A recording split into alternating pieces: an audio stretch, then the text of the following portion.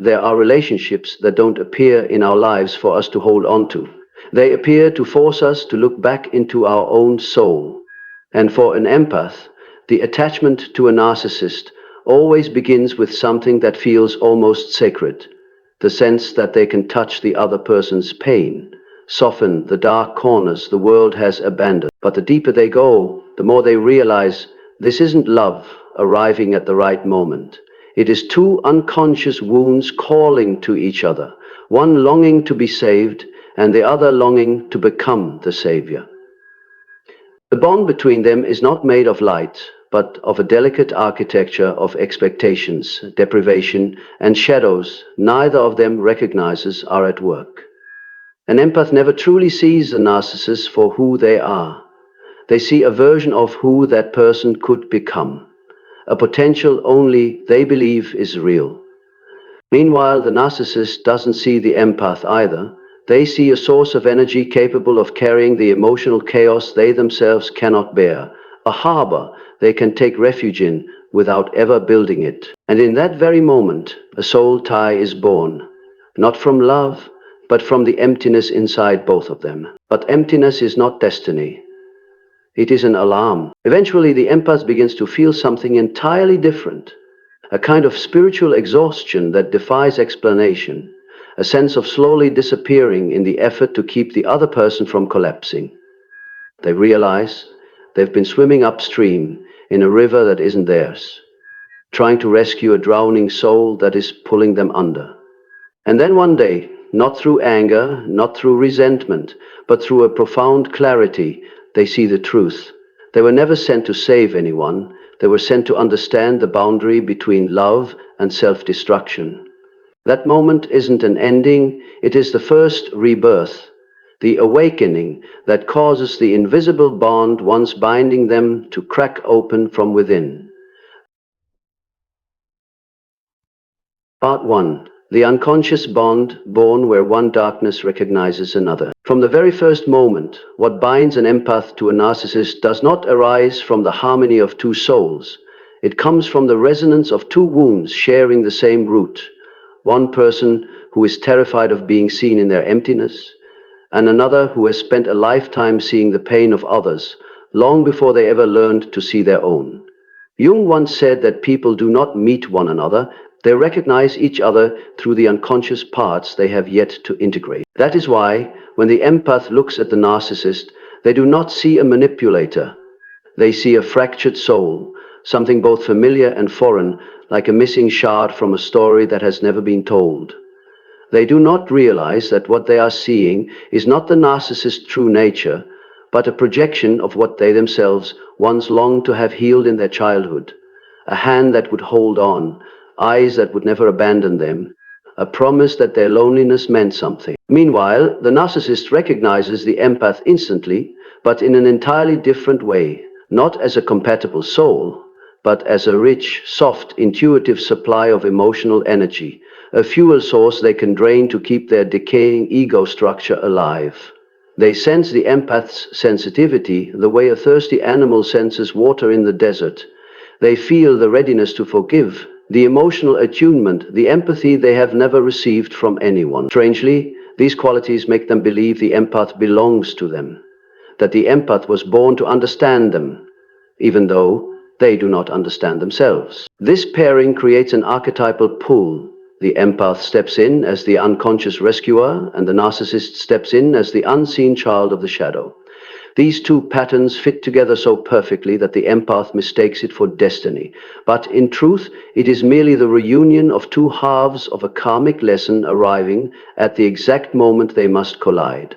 The soul tie forms not from light, but from a subtle confusion between responsibility and love, between intuition and old wounds, between the call of the heart and the echo of the past. The most dangerous part is this. The empath believes their love can awaken the goodness in the narcissist, while the narcissist believes the empath's endurance is proof of the power they can exert. And so the invisible cord begins to tighten, not with a dramatic event, but through a series of tiny moments. A sad story that softens the empath, a moment of vulnerability that makes the empath feel important, a conflicted touch that convinces them something profound is happening. The empath does not realize they are being pulled into an emotional field that does not belong to them, a psychological current born from scarcity, fear of abandonment, and the longing to become the one person capable of breaking down the narcissist's impenetrable walls. And because the empath carries the belief that love can heal, they begin trading away their boundaries to preserve connection, sacrificing their needs to maintain peace, overlooking warning signs because they think this person is just hurt. What they do not know is that this moment seals their fate, the empath's savior instinct and the narcissist's emotional irresponsibility locked together, forming a bond that appears sacred but is in truth a chain. The soul tie, then, is not a gift from the universe. It is a mirror of the unconscious. It appears so the empath can finally see one truth. They never truly chose the other person. They simply chose an old wound dressed in new clothing. And from this profound misunderstanding, the awakening begins. Part 2. When the bond begins to rot, the hidden truth inside the smallest but most devastating shifts. The decay of a soul tie never begins with tragedy. It begins with subtle misalignments in energy, shifts so small that only an empath is sensitive enough to feel them, yet not brave enough to face them. At first, it is not obvious suffering, but a delicate change in how the space between the two begins to operate. A sentence that hits a wrong place. A glance that passes by without true presence. A smile that looks more like a mask than an emotion. A moment of silence that no longer feels peaceful, but turns into a darkness they cannot explain. The empath senses all of this through their body before their mind can catch up. They feel something slipping underneath their ribs, like the faint snap of a string no one else can hear. But instead of trusting their intuition, the greatest gift they possess, the empath is the first to betray it. They tell themselves they are being overly sensitive. They justify the other person's behavior using their own heart as evidence. They believe that if they just love more, listen more, soften more, this feeling of being out of sync will disappear. But the truth is, it grows because it isn't coming from the outside. It is coming from within. Their soul is sounding the alarm. The decay becomes more visible when the empath realizes that the energy in the relationship is no longer centered around connection, but around depletion. Conversations are no longer exchanges, but collections of empty spaces. The empath must fill. The narcissist's confessions are no longer genuine vulnerability, but rituals designed to pull empathy toward them. And the most brutal moment arrives when the empath realizes they are not allowed to be weak. Only the narcissist is permitted to break. The empath must always stay strong, always stabilize, always absorb the aftermath, so nothing collapses. This is where the empath becomes truly exhausted. They start to feel as if they no longer exist within the relationship, not in the sense of abandonment, but in the sense that they have become the energy provider, the one who warms the room, calms the storm, steadies the emotions, and hides everything they themselves are feeling. They begin to live through the other person's emotions instead of their own, and then something profound happens. The empath realizes that every time they express their sadness, their fatigue, or their insecurity, the narcissist does not listen, they react. A subtle reversal takes place. The empath becomes the one at fault whenever they are hurting. From here, the empath's soul begins to crack. But this crack is not a wound. It is the first sliver of light. Jung called this stage the sign of Nigredo, the soul descending into darkness in preparation for restructuring. The empath begins to see what they once ignored, the contradictions, the calculations, the dishonesty, the meaningless apologies, the repeating cycles that deepen each time. But what truly causes the bond to rot lies here. The empath no longer tries to heal the other person. They begin to ask, and what about me? For the first time in the relationship, they turn their gaze toward themselves. The decay does not come from the narcissist. It comes from the moment the empath starts to clearly see the separation between the two souls. one soul trying to live truthfully and one soul trying to avoid the truth. Once this awareness emerges, the soul tie loses its original structure, because it was woven from illusion, and illusion cannot survive when exposed to the light of consciousness. Part 3. The awakening moment. When the empath sees the pattern instead of the person, the awakening of an empath never arrives like a storm. It comes like a thin beam of light piercing through the night after too many attempts to love in the dark. And then one day, not a special day, not after an argument, not after a betrayal, but in a moment that seems entirely harmless, the empath looks at the other person and sees emptiness. Not the emptiness of a soul longing to be healed, but the emptiness of someone who never intended to change. Before this moment, every action of the narcissist had been interpreted by the empath through the lens of past wounds, lack of love, and tragic stories the empath used to justify everything. But now, in this single instant, the empath no longer sees pain, they see a pattern. They see every display of vulnerability as a tool. They see apologies repeated not out of remorse, but to maintain emotional control. They see the cold withdrawal not as fear of being hurt, but as punishment. They see clearly that nothing happening between them is random. It has structure, intention, and an unconscious strategy hiding beneath the victim mask. And what makes this moment a turning point of the soul is this. The empath no longer sees themselves in that story. Where their heart once trembled at the narcissist's loneliness, now there is only a strange silence, a peaceful but solemn silence, like the voice of their soul reclaiming authority. This is the moment Jung described as consciousness piercing through illusion. When the empath sees the truth, they no longer react with emotion. They react with perception, and that perception undermines the entire control mechanism of the narcissist. But the most miraculous shift does not occur in the narcissist. It occurs within the empath. For the first time, they do not blame themselves. No more questions like, what did I do wrong? No more desperate attempts to prove their worth. No more scrambling to soothe the other person's turmoil. No more desire to explain, persuade, or repair. They simply realize one thing with absolute clarity. They have given so much that they no longer recognize who they are. This awakening carries no anger. It carries clarity, no resentment. It carries boundaries, no pain. It carries a form of inner knowing that makes it impossible for the empath to believe in the old illusion, even if they wanted to. And the moment the empath stops trying to understand the other person, they begin to finally see them. When they stop soothing, start healing, stop staying to prevent the collapse, the soul tie begins to unravel layer by layer, not because they cut it, but because they no longer feed it. In Jung's projection theory, a bond only survives if both people continue empowering the image they hold inside the other. But when the empath sees the narcissist as they truly are, not a lost soul, but a psychological defense system refusing to grow, every projection retracts. And when projection retracts, the bond loses its soul. That moment is the silent breaking point, the point at which the empath knows that, even if they still have emotions, their soul has already left. And once the soul of an empath walks away, there is no narcissist on earth who can pull them back. Part 4. When the empath withdraws their energy, the soul quietly closes a door. The mouth has not yet spoken. After the moment of awakening, a subtle yet revolutionary shift rises within the empath. They do not leave immediately, but they no longer stay in the same way.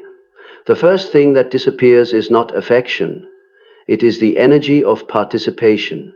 Before, whenever the narcissist wavered, the empath instantly adjusted their own energy field to restore peace. But now, they allow the chaos to fall exactly where it belongs. Before, they entered the narcissist's emotional storms like a firefighter charging into flames. Now they stand outside, observing without being burned. And this invisible change begins to weaken the entire power structure of the narcissist. The empath no longer replies to long emotional messages with soothing words, no longer rushes to clarify when misunderstood, no longer tries to predict the narcissist's feelings before speaking. They no longer fight. They no longer comply. They simply do not react. Across spiritual traditions, non-reaction is the act of withdrawing magic from a parasitic entity. Jung described this as the first step of reclaiming psychological sovereignty.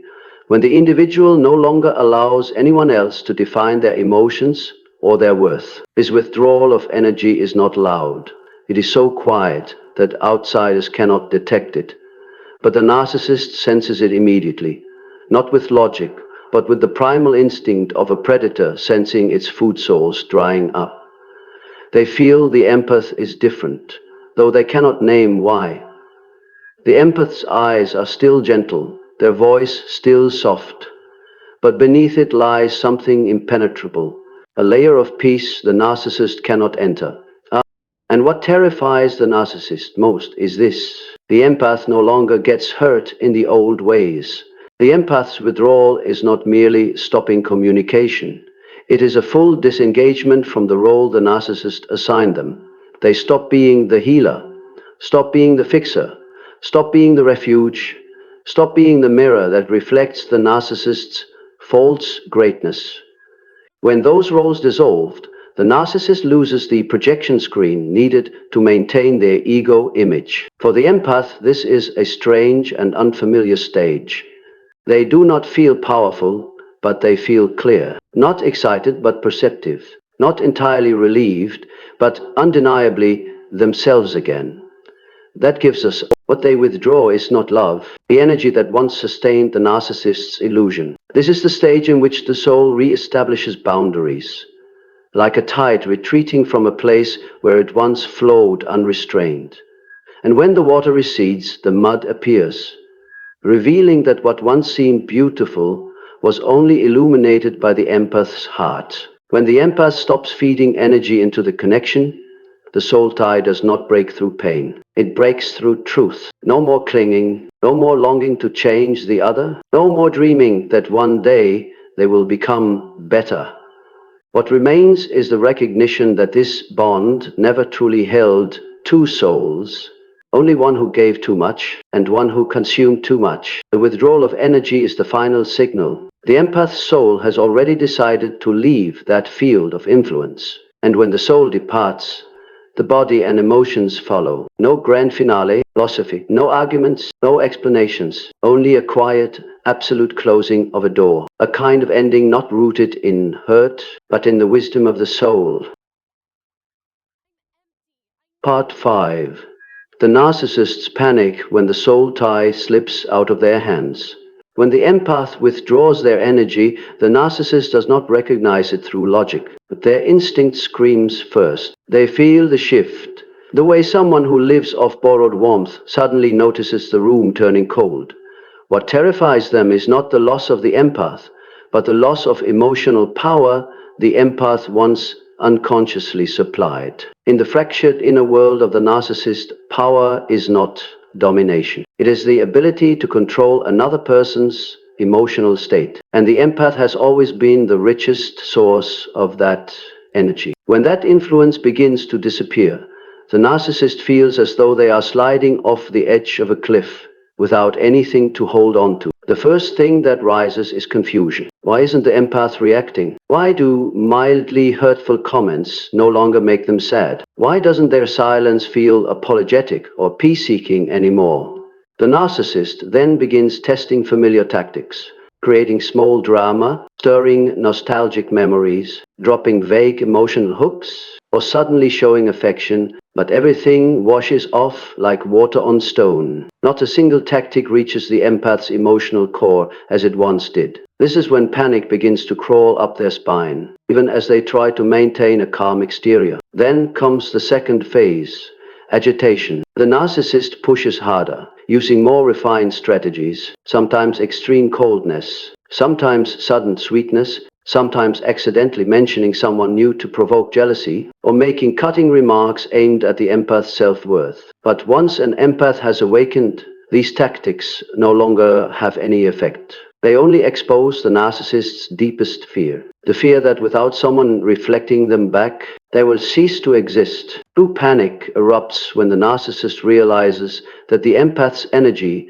is no longer within reach. They once believed the empath belonged to them unconditionally, that pulling the emotional string would always bring them back. But now they pull, and nothing moves. The string is still there, but the empath is no longer attached to the other end. This realization hits the narcissist like an ego collapse. In Jungian psychology, this is the moment when the persona wall begins to crack. They are forced, unwillingly, to glimpse pieces of their own shadow, their dependency, their emptiness, their insecurity. They cannot understand how the person who once showed up for every chaos now stands so firmly, so quietly.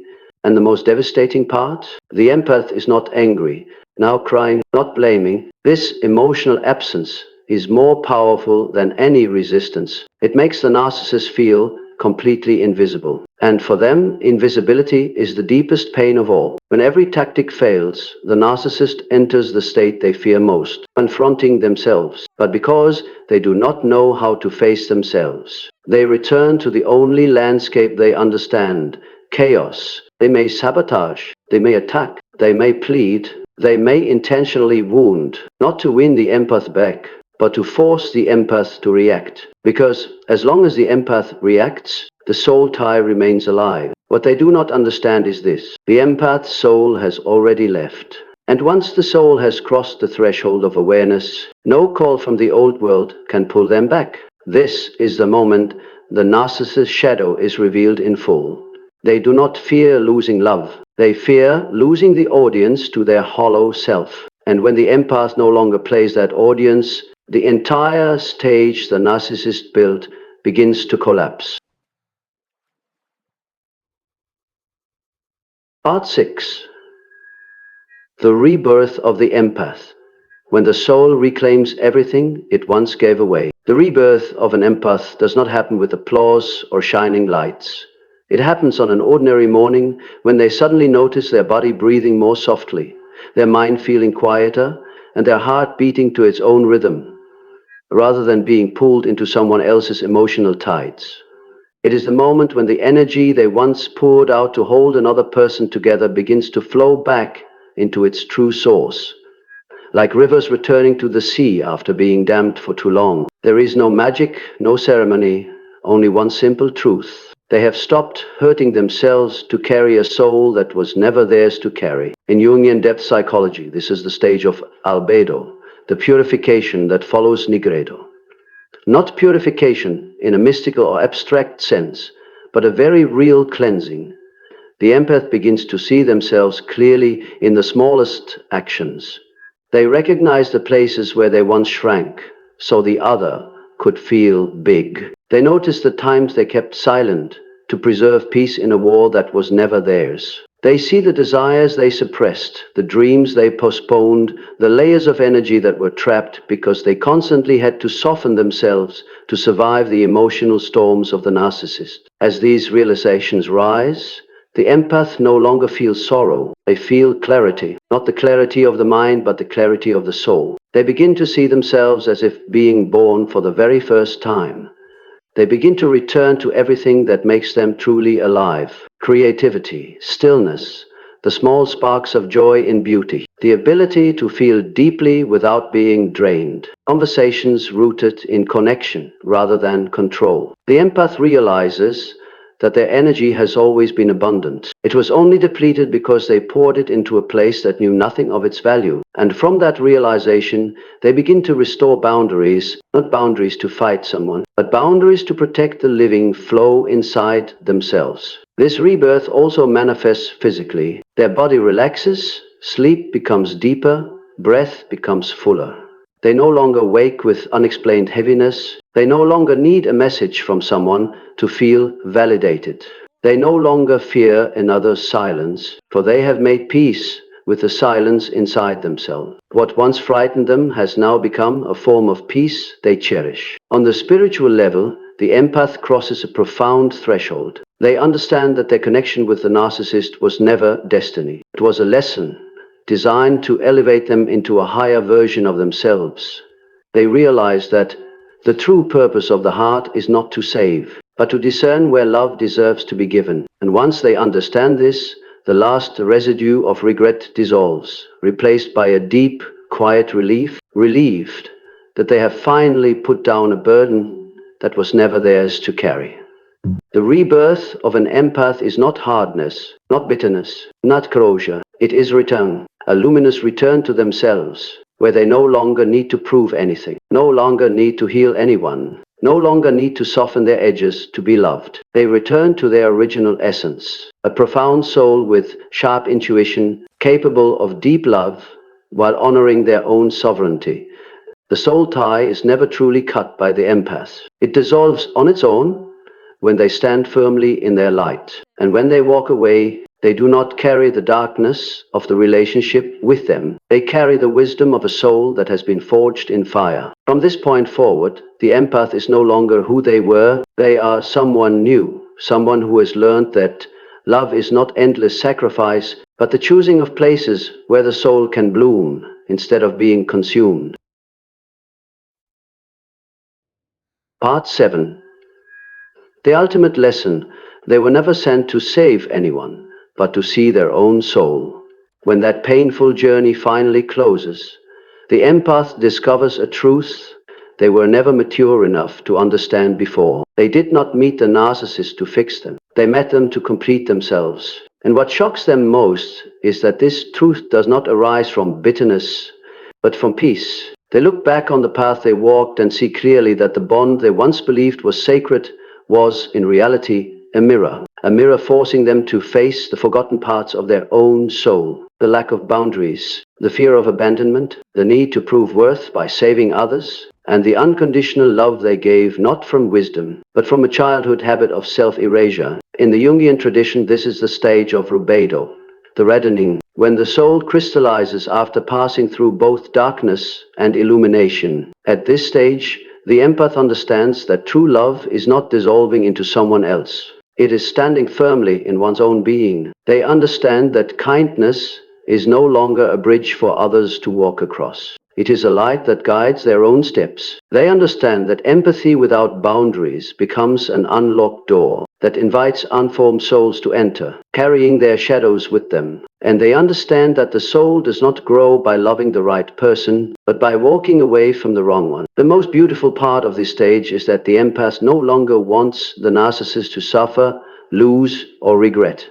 They only want the narcissist to follow their own path while they follow theirs. No more attachment, no more expectation, no more energetic debt. This letting go is not abandonment, it is liberation for both of them from a soul structure that no longer fits. It is also the moment the empath sees a greater lesson, that real love does not arise from bondage, but from clarity, not from pity, but from the wisdom of the soul, not from promises or infatuations, but from the presence between two souls who truly know who they are. And when the empath stands in that clarity, they become free in a way they never knew was possible.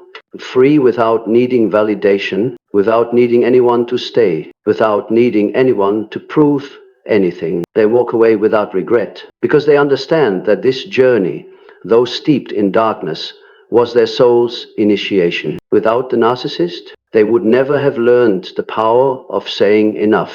Without that pain, they would never have understood the value of their own energy. Without that breaking, they would never have learned how to stand in their own light, instead of using that light to save those who refuse to face themselves. And from that moment forward, the empath is no longer the one who bends down to pick up the broken pieces of others. They become the one who protects every piece of themselves. They become the one who sees love not through tear-dripped eyes of hope, but through eyes that have walked through darkness and still choose to stay with the light. And here lies the greatest secret this journey offers. A soul tie never dissolves because they stopped loving the other person.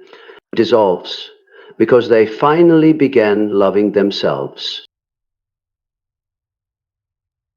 When everything has quieted, when the darkness has dissolved, and the emotional storm inside no longer rages as violently as before, the empath looks back on the journey they've walked and understands something that was never clear until now. They did not truly escape the narcissist. They escaped the unconscious part of themselves that once pulled them into a love that was never meant for them. They realized that this meeting, though painful enough to suffocate the soul, was not a failure, but a rite of transformation, a plunge into the depths meant to break the spiritual bindings they once mistook for destiny. And they finally understand that love never asks you to lose yourself. Only attachment does. In this new light, the empath walks away carrying no hatred, no bitterness, and with no need for the universe to deliver justice. They walk away with understanding that a soul not yet ready to face itself will never know how to cherish the one who brings light. That love cannot heal someone who refuses to heal. That sacrifice only has meaning when it does not cost you your own existence. And most importantly, they realize their soul was never meant to be a temporary shelter for a fragile ego seeking to be fed by someone else's essence. When the empath leaves that soul tie, they do not leave as a defeated person. They leave as someone who has completed a phase of their soul's evolution. Because they did not leave merely to find peace, they left to find their true self. The self they had lost while trying to preserve a bond that could never be saved. And when they stand on the far side of the journey, they recognize the most beautiful truth of all. They lost nothing. The only thing that ever left was the illusion of a love they were born to rise above, not cling to. In a world of souls learning to return to themselves, this is the most complete victory. A victory not of force, but of awareness. Not of revenge, but of maturity. Not of holding on, but of no longer needing someone else to feel whole. From here, the empath steps into the next chapter of their life, no longer searching for someone to save, but seeking souls who already know how to stand in their own light. Their new love, therefore, does not begin with merging, it begins with freedom. That is the moment the old soul tie dissolves completely. Not because it was cut, but because it no longer matches the empath's new vibration, and their soul whispers one simple truth. A truth powerful enough to open an entirely new life. You have come home.